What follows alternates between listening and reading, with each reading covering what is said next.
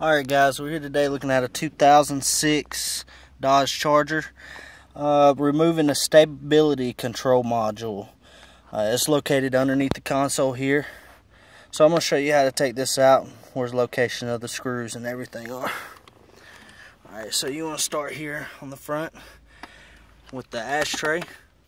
We need to remove this. There's a clip behind here, you can see.